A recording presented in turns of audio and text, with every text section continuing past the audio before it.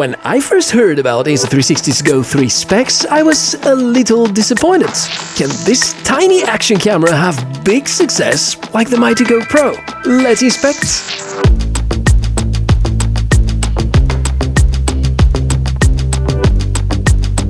So this, my dear friends, is Insta360 GO 2, and you can see all of these little markings. If this one was able to talk, it was about to share a lot of stories, but I'm trying to make the point that I'm quite a heavy user of the GO 2, and it has survived a lot, and I still believe it's one of the most capable, super small cameras that you can right now find on the market.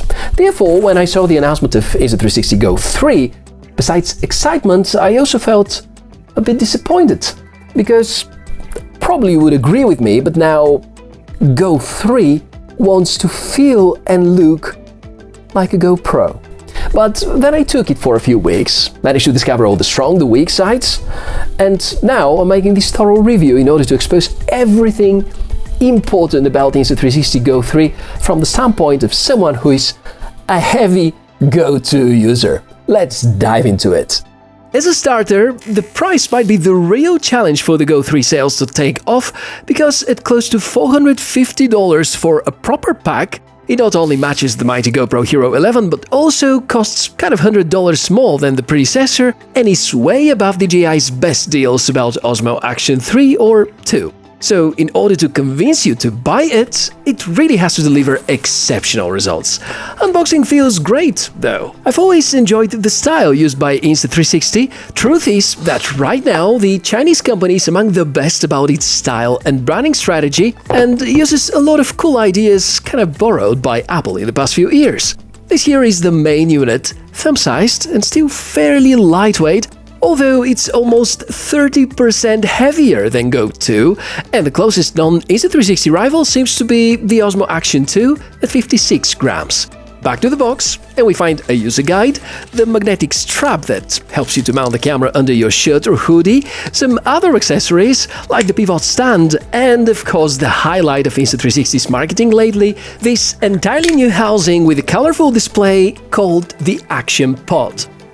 Now, having seen a lot of weird launches through the years, with perhaps the GO 2 being among the exceptions because it was quite stable right from the start, I was expecting the same thing from the third generation, but took me 5 attempts to link the app to the camera and another 10 minutes to update, so losing about an hour while fighting with software glitches is not really a great start.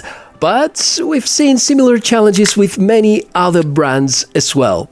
There are a few control buttons on the body, a lock mechanism, and the unique part is that you can flip the screen, something to be welcomed by vloggers. Other than that, I cannot keep calm about the pretty awesome mounts and locks. They're almost DJI Osmo Action 2 and 3 grade, but of course different size and shape. If you care about the exact technical specifications, there's a 1x2.3 inch image sensor inside, aperture is f/2.2 with infinity focus, videos recorded have resolution of up to 2.7K 30 frames per second, H.264 encoding and bitrate of up to 80 megabits per second, there's RAW photo support. The battery inside is 310 mAh. With the Action Pod, the whole camera weighs around 96 grams and supports dual-band Wi-Fi for connecting to an Android phone or an Apple iPhone. When it comes to the specifications of Insta360 GO 3, this is where my disappointment kicks in, because yes, you have now the Action Pod, which looks fantastic in this white color, the flip screen, which is also nice to have, but the direct competitors, they do have a reference display on the front. So over here, we have a larger battery, we have more storage options, we have better waterproofness, we have one extra microphone. That's it. Since Insta360 are really good at masking what exactly is inside in terms of image sensor and processor, I would assume it's the very same as the previous generation. Furthermore, we have one more advertised resolution, 2.7K 30 frames per second, which in my opinion is just a software tweak. And if we have the footage of GO 2 and GO 3 side by side, I think it's very hard to notice any difference. The thing I'm mostly disappointed about is the fact that we still count on an integrated battery inside, which is non-removable. So you kind of have an expiration date, because after 2 years of using the GO 2, I can definitely sense it's degrading, especially the battery inside the case. You can certainly feel it's not performing as good as a brand new one. But the larger size definitely has a positive impact on the amount of minutes that you can record. So apparently in terms of hardware, with exception for the action pod, the steps forward are not that great. So maybe it's about the user experience. Over time, thanks to its scale, I've had my go-to on many crazy places, like at the bottom of an electric scooter or next to the front fork of a mountain bike. Even helped me to diagnose the leak inside the wall of my house, and I managed to get it inside the siphon of my bathtub, something unthinkable for other action cameras. I was hoping that the Go 3 is going to retain the same form factor and I would be able to use it with my old case, but no, the new Go 3 is slightly thicker and bigger in every possible way, so it's incompatible with the old case. The new one is definitely a good step forward, though, when it comes to user experience, control buttons, real-time display, ability to detach and still stream the image with tolerable delay. I mean, that's quite cool. For the first time, I found myself easily switching between the shooting modes, but the truth is that with Go 2, I almost never had to.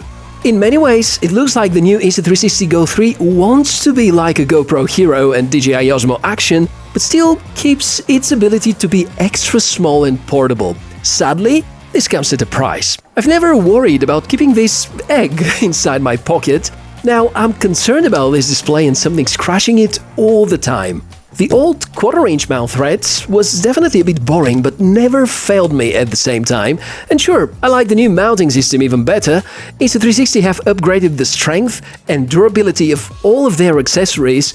The Pivot 10 now is crazy strong and finally has a proper protective system. The new chest mount is also a lot nicer with the ability to tune the angle, but the heavier it gets, the shakier the footage looks like, especially if you wear just a t-shirt. So one of the most important features of Go 2 is now close to extinction because of the increased weight. Therefore, I think it's fair to say that we have some sort of a balance when it comes to user experience. Some aspects, such as stability and versatility, get improved, while some are being deprioritized, like the weight. Microphone test time. Insta360 GO 3, and I have to admit this larger screen on the front feels pretty good. Two microphones, this is one of the upgrades with the Go 3. And now it's your turn to let me know what do you think of the microphone quality. Please comment down below.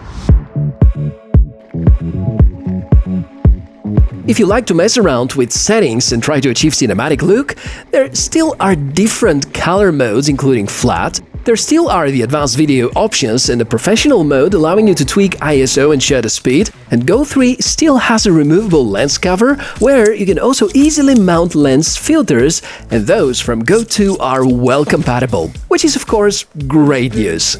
Concerning image quality and performance, I can say exactly the same I did a couple of years ago when reviewing the old generation. It's good, not great though, but given the size and the shape, I still believe it's spectacular.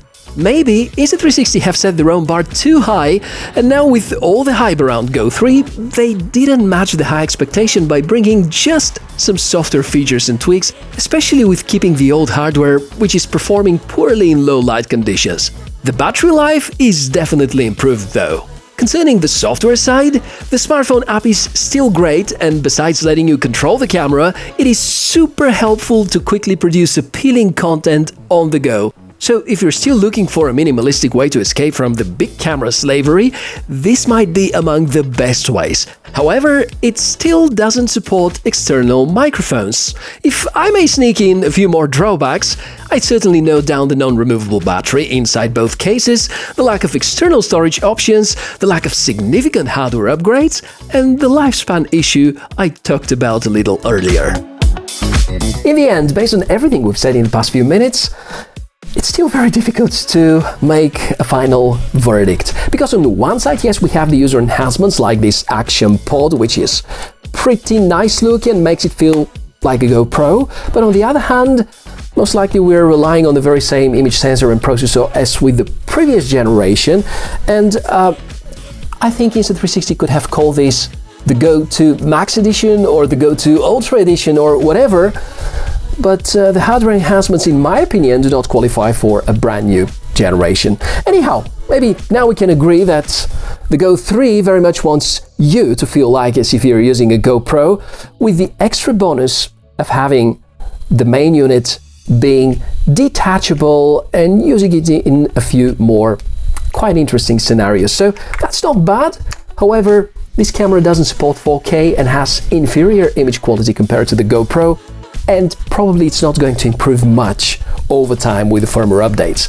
Therefore, yes, definitely nice to have if you don't mind the increased budget, but if you want to save some dollars, I believe Insta360 GO 2 is still very relevant, and although it doesn't come with an action pod, you can use your smartphone as a great reference screen. So that's everything about today's episode. I hope it makes good sense, and in case you have some follow-up questions, the comments are the right place to carry on the conversation. If you want to buy the Insta360 GO 3, please do it from the link which is placed in the video description area. Thank you very much for watching. If you kind of want to spend a second to support the channel, give us a like, subscribe, and I can't wait to see you in our next episode. Bye!